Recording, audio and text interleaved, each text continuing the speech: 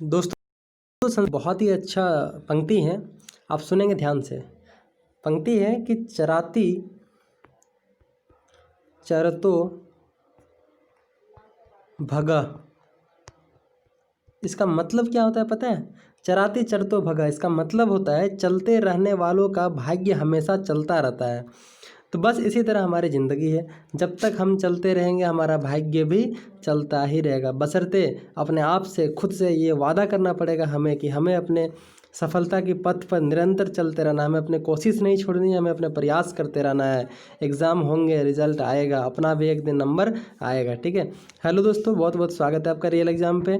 और आज हम लोग करेंगे हिस्ट्री का एक बहुत ही इंपॉर्टेंट चैप्टर, जिससे कई एग्जाम में बहुत सारे क्वेश्चंस लगातार पूछे जाते रहे हैं। ठीक है। और ये चैप्टर इसलिए भी खास इंपॉर्टेंट होगा क्योंकि अगर हम लोग इतिहास को देखेंगे तो इतिहास हमारा 3 फेज में बटा हुआ है। 3 फेज में कौन कौन सा? एक होता है प्री हिस्ट्री, एक होता है प्रोटो हिस्ट्री और एक होता है हिस्ट्री, जिसको बोलते हैं हिंदी में, एक को बोलते हैं प्राग ऐतिहासिक काल, एक को बोलते हैं आदि ऐतिहासिक काल प्रोटो हिस्ट्री, और फिर एक को बोलते हैं हम लोग हिस्टोरिकल पीरियड, जिसको ऐतिहासिक काल बोलते हैं। आपको पता है इन तीनों में अंतर क्या है? नहीं पता है तो थोड़ा सा सुन लीजिए 1 मिनट। प्रागैतिहासिक काल एक वैसा समय होता है जहाँ पर हमें सिर्फ आर्कियोलॉजिकल सोर्सेस, मतलब खुदाई करके जो चीज़ें प्राप्त हुई वो हमें प्राप्त होता है, उसकी जानकारी मिलती है। ठीक है। जैसे कि पुरापाषाण काल हो गया, पुरापाषाण काल से हमें क्या मिलता है?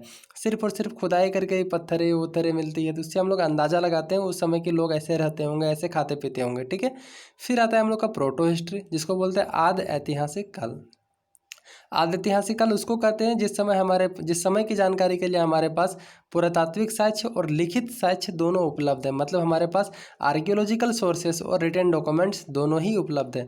लेकिन रिटन डॉक्यूमेंट्स को किसी कारणवश अभी तक पढ़ा नहीं जा सका है। जैसे सिंधु घाटी की सभ्यता, सिंधु घाटी सभ्यता के इतिहास को समझने के लिए हमारे पास पुरातात्विक साक्ष्य भी है और साहित्यिक साक्ष्य भी है, लेकिन साहित्यिक साक्ष्य जो है उसको पढ़ा नहीं जा सका है क्योंकि सिंधु सभ्यता की लिपि को हम लोग नहीं पढ़ सके हैं। शायद उनका लिपि कुछ भाव चित्रात्मक लिपि था, इसलिए हम लोग उसको पढ़ नहीं सके हैं। ठीक है। फिर तीसरे नंबर पर आता है क्या? हिस्टोरिकल पीरियड, जिसको बोलते हैं ऐतिहासिक काल। ऐतिहासिक काल जिसमें पुरातात्विक साक्ष्य भी उपलब्ध है और रिटन डॉक्यूमेंट्स को हम लोगों ने पढ़ रखा है। जैसे वैदिक सभ्यता वाला काल हो गया, तो वैदिक सभ्यता ऐतिहासिक काल में आता है।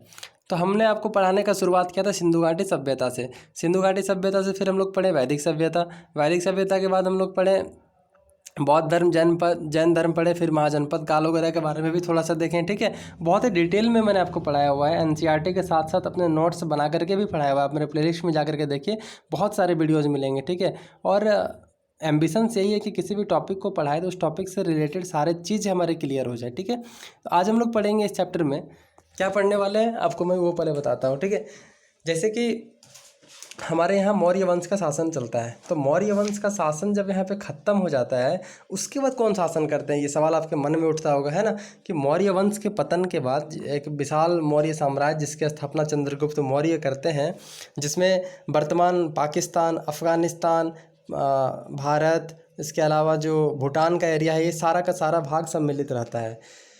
तो इतने बड़े साम्राज्य के जब पतन हो जाता है, उसके बाद यहाँ पर क्या होता है कि लंबे समय तक यहाँ की शासन व्यवस्था जो है कोई नहीं चलाता है। ठीक है। मतलब आप कह सकते हैं कि एक लंबे समय तक शासन तंत्र के अंतर्गत नहीं आ सका भारत। ठीक है। इसके पतन के बाद फिर क्या होता है? कुषाण और सातवाहन।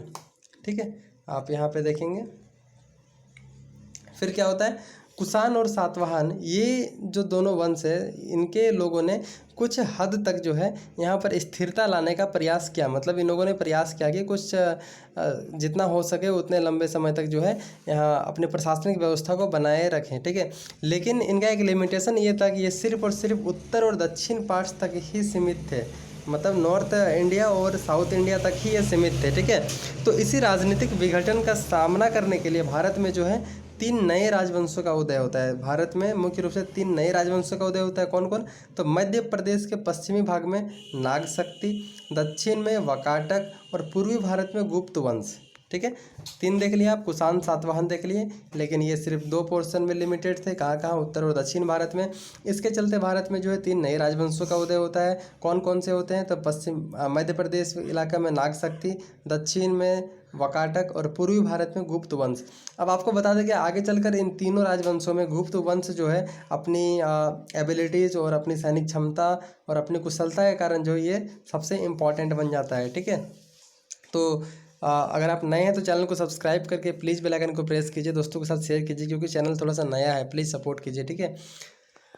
आगे बढ़ते हम लोग, चलिए। तो मौर्य वंश के पतन के बाद भारत लंबे समय तक एक शासन तंत्र के अंतर्गत नहीं आ सका। कुषाणों और सातवाहनों ने कुछ हद तक स्थिरता लाने का प्रयास किया, लेकिन उत्तर और दक्षिण भारत तक ही ये सीमित रहे थे, ठीक है। इसी राजनीतिक विघटन का सामना करने के लिए मुख्य रूप से भारत में 3 नए राजवंशों का उदय हुआ। कौन कौन सा?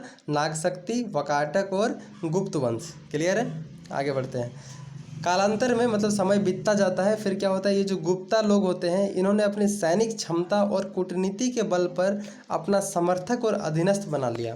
अधीनस्थ मतलब अपने अंडर। समय बीतता जाता है और जो गुप्त वंश के जो लोग थे ये अपने कुशलता और सैनिक क्षमता के कारण क्या होता है, धीरे धीरे ये बाकी जो राजवंश होते हैं उनको अपने अधीन बना लेते हैं, ठीक है। अपनी सैनिक क्षमता के मतलब आप कह सकते हैं उनकी सैनिक क्षमता उनकी काफ़ी मजबूत थी, ठीक है। भारतीय इतिहास और एक सेकंड, शक्तिशाली अधीनस्थ बना लिया और शक्तिशाली गुप्त साम्राज्य की स्थापना की। फिर आप कह सकते हैं कि मौर्यों के बाद जो अगर बहुत ही इंपॉर्टेंट कोई साम्राज्य यहाँ पे शासन करता है तो वो कौन सा होता है? वो होता है गुप्ता पीरियड, गुप्ता साम्राज्य, ठीक है। भारतीय इतिहास में गुप्त वंश का शासन बहुत ज़्यादा इंपॉर्टेंट है। क्यों इंपॉर्टेंट है? अनेक विद्वानों ने इस वंश के शासन को भारतीय पुनर्जागरण या स्वर्ण युग का काल कहा है। कई बार ये क्वेश्चन पूछा गया है कि भारतीय इतिहास का स्वर्ण युग किसे कहा जाता है, तो आपका आंसर क्या होगा? गुप्ता काल को कहा जाता है, गुप्त काल को। भारतीय पुनर्जागरण का काल गुप्त काल को कहा जाता है। तो अब आपको ये, आपके मन में ये सवाल उठना चाहिए या फिर उठ रहा होगा कि क्यों क्यों गुप्ता वंश में ऐसे कौन से ऐसे परिवर्तन होते हैं जिससे भारतीय पुनर्जागरण का शुरुआत यहाँ से माना जाता है, या फिर इसको स्वर्ण युग मतलब गोल्डन पीरियड कहा जाता है, क्यों? तो इन सब का आंसर हम लोग इस चैप्टर में देखेंगे। साथ ही पुनर्जागरण के काल के अलावा गुप्त वंश के जो प्रमुख शासक हैं, जैसे होंगे आपका समुद्रगुप्त हो गए, फिर आपका चंद्रगुप्त द्वितीय हो गए, फिर आपका गुप्ता वंश की जो प्रशासनिक व्यवस्था है उसके बारे में हम लोग इस चैप्टर में जानेंगे, ठीक है। नालंदा विश्वविद्यालय, जिसके बारे में आप लोगों ने सुन रखा होगा, काफ़ी इंपॉर्टेंट विश्वविद्यालय है, जिसमें बहुत ही, जैसे कि तिब्बत हो गया, लंका हो गया, कोरिया, जावा, चीन, यहाँ से कंट्री से लोग आया करते थे कहाँ? नालंदा विश्वविद्यालय में पढ़ने के लिए। तो उसी नालंदा विश्वविद्यालय की इतिहास और उसकी कहानी आप इस चैप्टर में जानेंगे। उसके बाद हर्षवर्धन की प्रशासनिक व्यवस्था कैसी रही थी। इसके अलावा दक्षिण भारत में पल्लव और चालुक्य, ये 2 वंश फिर शासन करते हैं। तो चालुक्य और पल्लव वंश के बारे में बहुत ही शॉर्ट में हम लोग जानेंगे, मतलब जो चीज़ें आपके एग्जाम में काम आएगी उतनी सारी चीज़ों को हम लोग जानेंगे, ठीक है। पल्लव वंश का प्रशासन थोड़ा सा इंपॉर्टेंट था तो उसको देखेंगे। फिर ग्रामीण जीवन यहाँ का काफ़ी इंपॉर्टेंट होता है। फिर हम लोग के इस चैप्टर क्या हो जाएगा, खत्म हो जाएगा, ठीक है। तो चलिए, कुछ गुप्त काल की महत्वपूर्ण रचना है, मतलब गुप्ता काल के समय कुछ विद्वान जो है अपने अपने ग्रंथ रच रहे थे, लिख रहे थे, ठीक है। तो उन्हीं ग्रंथों और रचनाओं को हम लोग देखेंगे जो काफ़ी थोड़ा सा क्या है, इंपॉर्टेंट है, ठीक है। तो वो कौन कौन से ग्रंथ है देखिए आप स्क्रीन पे, और इसको याद रखने का प्रयास कीजिएगा क्योंकि एग्जाम में डायरेक्टली पूछा जाता है, ठीक है। जैसे कालिदास पूछता क्या है कि अभिज्ञान शकुंतलम किसकी रचना है, तो वो कालिदास की रचना है। मेघदूत कालिदास की रचना है। मुद्रा राक्षस विशाख दत्त की रचना है। हर्षचरित बाणभट्ट के द्वारा लिखा गया है। कादम्बरी बाणभट्ट के द्वारा लिखा गया है। पंचतंत्र विष्णु शर्मा के द्वारा लिखा गया है। और ब्रह्म सिद्धांत आर्यभट्ट के द्वारा लिखा गया है, ठीक है। तो इसमें से कुछ काफ़ी इंपॉर्टेंट है, लगभग 4-5 है ही, 6-7, तो आप इसको याद कर लेंगे ज़रूर से ज़रूर, ठीक है। आगे बढ़ते हैं हम लोग। तो होता क्या है, एक सेकंड, कहाँ हम लोग ख़त्म किए थे, हाँ। गुप्त शासकों ने मौर्य वंश के बाद सातवाहन और कुषाणों के अतिरिक्त पुनः भारत में राजनीतिक एकता स्थापित करने का प्रयास किया, ठीक है। मतलब मौर्य वंश का जब शासन चल रहा था उस समय हमारा भारत जो है एकता के सूत्र में बंधा हुआ था, काफ़ी हद तक यहाँ पे सामाजिक धार्मिक एकता बनी हुई थी, ठीक है। लेकिन उसके बाद पतन के बाद सातवाहन और कुषाण वंश आते हैं और ये दोनों यहाँ पर काफ़ी हद तक जो है राजनीतिक एकता लाने के प्रयास करते हैं। और इसके ठीक बाद जब गुप्त वंश का शासन भारत में चलता है तो ये भी काफ़ी हद तक अपनी यहाँ पे जो है एकता लाने का प्रयास करते हैं। गुप्त काल की जानकारी हमें कहाँ से मिलती है, तो इसकी जानकारी हमें 2 चीज़ों से मिलती है, पुरातात्विक स्रोत और साहित्यिक स्रोत। मैंने आपको बताया कि जानकारी जो है हमें अब साहित्यिक और पुरातात्विक मतलब खुदाई कर गई चीज़ें और लिखी गई चीज़ें दोनों ही चीज़ों से मिलेगी। क्यों? क्योंकि हम लोग वैदिक सभ्यता से कहाँ घुस गए, हम लोग ऐतिहासिक काल में घुस गए हैं, ठीक है।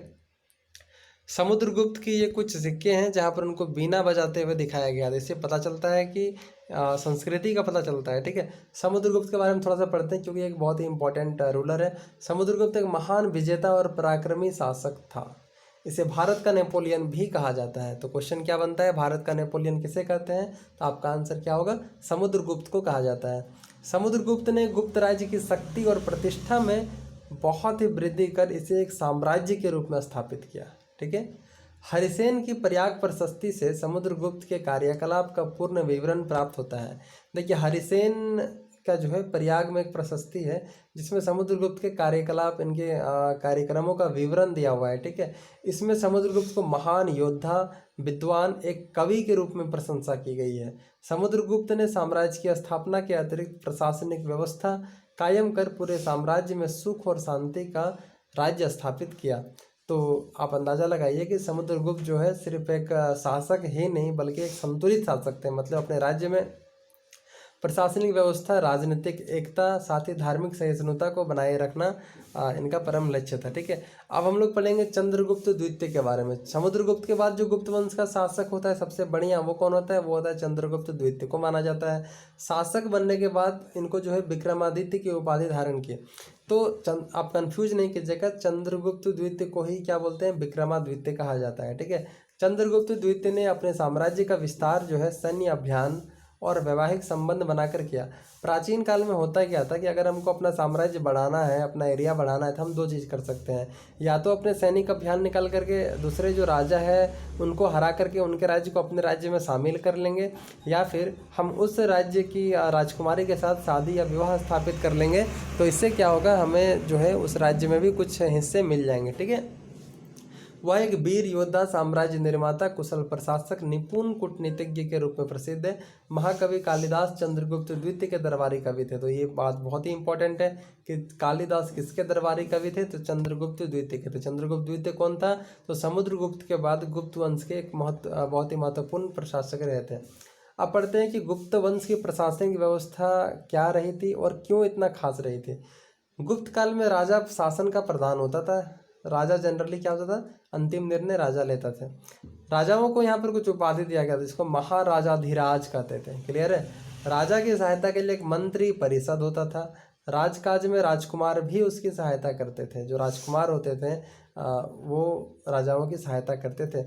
मंत्रियों को वेतन नगद के रूप में दिया जाता था। नगद मतलब कैश के रूप में दिया जाता था। ठीक है, राज्य की शासन व्यवस्था कई स्तरों से संचालित होती थी। एक बहुत ही बड़े राज्य को संचालित करने के लिए ऐसा नहीं है कि पूरे भारत को जो सिर्फ दिल्ली से संचालित कर लिया जाएगा। हमारे यहाँ भी शासन के कई सारे स्तर बटे हुए हैं। जैसे राज्य है, राज्य के अंदर बहुत सारे प्रखंड, जिला है, बहुत सारे जिलों के अंदर प्रखंड, और बहुत सारे प्रखंड के अंदर पंचायत काम करते हैं। ठीक है, तो इसी तरह से गुप्त वंश के समय में भी जो है राज्य की शासन व्यवस्था कई स्तरों पर बटी हुई थी। जैसे प्रांत हो गया, देश, अवनी, भुक्ति जिसको बोलते थे, और इसके शासक को उपरीक कहते थे। ठीक है, प्रांत के शासक को क्या कहा जाता था? उपरीक कहा जाता था। ज़्यादातर उपरीक राजकुमार या राज परिवारों से संबंधित व्यक्ति होते थे। मतलब जो प्रांत के जो शासक होते थे ना, वो कौन होते थे? तो वो कोई जनरल पीपल नहीं होता था, बल्कि जो राजकुमार हुआ करते थे ना, जनरली वही होते थे किसी प्रांत के शासक। अगर किसी भी प्रशासनिक व्यवस्था या किसी भी राज्य को चलाने के लिए टैक्स बहुत ज़रूरी है, क्योंकि टैक्स नहीं होगा तो कैसे राजा अपने कल्याणकारी काम कर पाएंगे। तो गुप्त काल में भूमि कर उपज का 1/6 था। ठीक है, मतलब अगर 6 किलो अगर आप गेहूँ या चावल उपजा रहे हैं तो आपको 1 किलो चावल या गेहूँ गुप्त शासक को देना पड़ेगा, ताकि वो अपने कामों को ठीक से कर सके। ये नालंदा विश्वविद्यालय की कुछ अवशेष बचे हुए हैं जो आपको फिगर में दिखाए गए हैं। गौर से देखिए इस फिगर को, आपके अंदर एक ज्वाला भड़केगी या फिर कुछ तो अनुभव प्राप्त होगा कि काश करीब से देख पाते या पहुंच पाते। नालंदा विश्वविद्यालय प्राचीन भारत के शिक्षा केंद्रों में नालंदा विश्वविद्यालय महत्वपूर्ण स्थान रखता है। यह कहाँ है? दक्षिण बिहार में राजगृह, जिसको वर्तमान में राजगीर नाम से जाना जाता है। इसकी स्थापना कौन किया था? इसकी स्थापना गुप्त शासक कुमार गुप्त ने की थी। ठीक है, नालंदा विश्वविद्यालय की स्थापना कुमार गुप्त ने की थी। और ये राजगृह, जिसको अभी राजगीर बोला जाता है बिहार में, यहाँ पर ही स्थित है। अंतर्राष्ट्रीय ख्याति प्राप्त विश्वविद्यालय में भारत, जावा, चीन, तिब्बत, लंका, कोरिया के विद्यार्थी विद्या ग्रहण करते थे। आप समझ सकते हैं कि वर्तमान समय में शायद हमारे भारत के कुछ ही ऐसे इंस्टीट्यूट्स होंगे जहाँ पर फॉरेन कंट्रीज से बहुत सारे स्टूडेंट्स आते हैं।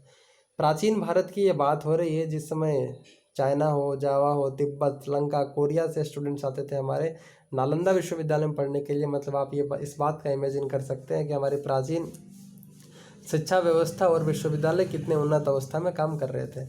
यहाँ बौद्ध धर्म के महायान शाखा का अध्यापन विशेष रूप से होता था। अब आप बौद्ध धर्म की बात आ गई तो मैंने आपको बौद्ध धर्म बहुत ही डिटेल में पढ़ाया हुआ है। जो नहीं पढ़े हैं वो प्लेलिस्ट में जाके देखिए, बौद्ध धर्म का वीडियो मेरा, ठीक है। बौद्ध धर्म आगे चल करके दो पार्ट्स में डिवाइड हो जाता है। एक का नाम होता है महायान, एक का नाम होता है हीनयान। महायान और हीनयान को में जो बेसिक डिफरेंट है वो यही है कि एक वर्ग के जो लोग हैं वो मूर्ति पूजा में विश्वास रखते हैं गौतम बुद्ध की, और दूसरे जो वर्ग के लोग हैं वो उनके विश्वासों पर, उनके विचारों पर, उनके उपदेशों पर विश्वास रखते हैं, ठीक है। तो नालंदा विश्वविद्यालय में बौद्ध धर्म की जो महायान शाखा थी ना, इसका अध्यापन यहाँ पे कराया जाता था। यहाँ की शिक्षा कौन सी भाषा में होती थी? वो पाली भाषा में होती थी। पाली भाषा एक नॉर्मल भाषा थी, नॉर्मल लोगों में बोली जाती थी, ठीक है। चीनी यात्री वैन सांग जिसके काफ़ी डॉक्यूमेंट्स है भारतीय इतिहास, प्राचीन इतिहास को जानने के लिए, यही वैन इसी विश्वविद्यालय का एक स्टूडेंट भी रहा था, ठीक है। तो आप सोचिए कि जो चाइना दुनिया की बुलंदियों को छू रहा है, ऊंचाइयों को छू रहा है, वहाँ के महान महान आदमी भी कभी भारतीय विश्वविद्यालय के विद्यार्थी रह चुके थे, ठीक है। तो हमारा भारत का जो इतिहास है वो बिल्कुल गौरवपूर्ण है, लेकिन हम इतिहास को एक बोरिंग के रूप में देखते हैं, ठीक है। आप पढ़ेंगे गुप्त वंश के बाद के कौन कौन से शासक रहे थे। तो गुप्त वंश के बाद जो इम्पोर्टेंट शासक था उनका नाम था हर्षवर्धन। नाम तो सुना ही होगा आपने, नहीं सुना है तो सुन लीजिए। हर्षवर्धन पुष्यभूति वंश का एक महान राजा था। कौन से वंश का? पुष्यभूति, भूत से नाम याद रखिएगा, हर्षवर्धन, ठीक है। उसने अपनी राजधानी थानेश्वर की जगह कन्नौज को बनाया। थानेश्वर पहले से राजधानी थी, लेकिन जब हर्षवर्धन आते हैं शासन में, जो पुष्यभूति वंश के एक महान शासक होते हैं, ये थानेश्वर की जगह कन्नौज में अपना शासन स्थापित करते हैं। कवि बाणभट्ट ने क्या लिखा था? बाणभट्ट ने हर्षचरित लिखा था। बाणभट्ट हर्षवर्धन की जीवनी हर्षचरित में लिखी है। चीनी यात्री ह्वेनसांग के यात्रा वृत्तांत से भी हर्षवर्धन के शासन की जानकारी मिलती है। हर्षवर्धन ने 41 वर्षों तक एक बड़े भूभाग पर शासन किया। यही जो हर्षवर्धन था लगभग 41 साल तक यहाँ पर शासन किया। इसकी जानकारी हमें चीनी यात्री ह्वेनसांग, जो नालंदा विश्वविद्यालय का एक स्टूडेंट रहा था, इसकी डॉक्यूमेंट से हमें जानकारी मिलती है, ठीक है। बाणभट्ट जो हर्षचरित लिखा है वो हर्षचरित हर्षवर्धन की जीवनी है, ठीक है। कुछ और भी बातें हम लोगों को जाननी चाहिए। क्या जाननी चाहिए भैया? तो चीनी यात्री ह्वेनसांग के अनुसार, ये ह्वेनसांग क्या कहता है कि हर्ष की राजकीय आय 4 भागों में बांटी जाती थी। हर्ष की जो राजकीय आय होता था, टोटल इनकम स्टेट का, उसको 4 पार्ट्स में हम लोग बांटते थे। कौन कौन सा भाग? तो एक भाग राजा के खर्च के लिए रखा जाता था, दूसरा भाग विद्वानों के लिए, तीसरा भाग अधिकारियों के लिए और बंदोबस्त के लिए, और चौथा भाग धार्मिक कार्यों के लिए। तो मतलब एक ऐसा शासन चल रहा था हर्षवर्धन के समय जब सभी वर्गों को संतुष्ट रखने का काम किया जा रहा था, ठीक है। उसके साम्राज्य में जालंधर, पंजाब, कश्मीर, नेपाल, वल्लभी का क्षेत्र शामिल था। हर्षवर्धन के काल में नालंदा महाविहार बौद्ध धर्म की शिक्षा का प्रधान केंद्र था। हर्षवर्धन एक प्रतिष्ठित नाटककार एवं कवि था। हर्षवर्धन जो थे ये एक बहुत ही प्रतिष्ठित नाटककार और कवि रहे थे, ठीक है। तो हर्षवर्धन एक बहुत ही प्रसिद्ध कवि रहे थे अपने समय के। इसने नागानंद, रत्नावली और प्रियदर्शिका नामक नाटकों की रचना की है। तो अगर आपसे क्वेश्चन पूछे जाए कि नागानंद, रत्नावली और प्रियदर्शिका ये तीनों के तीनों नाटक किससे संबंधित हैं, तो आप प्रेम के साथ आंसर दीजिएगा। ये तीनों के तीनों नाटक हर्षवर्धन के साथ संबंधित है। क्लियर है? हर्षवर्धन दक्षिण भारत में अपना साम्राज्य विस्तार नहीं कर सका था। चालुक्य वंश के एक शासक थे पुलकेशिन द्वितीय ने नर्मदा नदी के तट पर उसका युद्ध हुआ, जिसमें हर्षवर्धन की हार हो गई। हर्षवर्धन जो था दक्षिण भारत की ओर अपना शासन स्थापित करना चाहता था। हर्षवर्धन चाहते थे कि उनका साम्राज्य का विस्तार दक्षिण भारत की तरफ भी हो, लेकिन वहीं चालुक्य वंश जो दक्षिण भारत में एक महान वंश था, इसके एक शासक थे पुलकेशिन द्वितीय। जब हर्षवर्धन की लड़ाई होती है किसके साथ? पुलकेशिन द्वितीय के साथ, तो हर्षवर्धन हार जाते हैं और दक्षिण भारत में अपना साम्राज्य विस्तार स्थापित करने में ये कायम नहीं हो पाते हैं, ठीक है। हर्षवर्धन स्वयं प्रशासनिक व्यवस्था में रुचि लेता था। अगर प्रशासनिक व्यवस्था को देखेंगे तो हर्षवर्धन जो है प्रशासनिक व्यवस्था में काफ़ी इंटरेस्ट लेते थे। मंत्रिपरिषद शासन व्यवस्था को सुचारू रूप से चलाने के लिए राजा की सहायता करती थी। तो आप जितने भी शासकों के प्रशासनिक व्यवस्था को देखेंगे ना, तो कहीं ना कहीं राजा के बाद जो है मंत्रिपरिषद का स्थान होता है, जो कहीं ना कहीं राजा को सलाह देने का काम करते हैं। ठीक है। बाण भट्ट जिन्होंने हर्षचरित लिखा था, जो हर्षवर्धन के साथ हर्षवर्धन की जीवनी है, तो उसी बाण भट्ट के अनुसार अवंती युद्ध एवं शांति का सर्वोच्च मंत्री था। सिंहनाद हर्ष का महासेनापति था। हर्ष के समय में अधिकारियों को वेतन नगद व जागीर के रूप में दिया जाता था।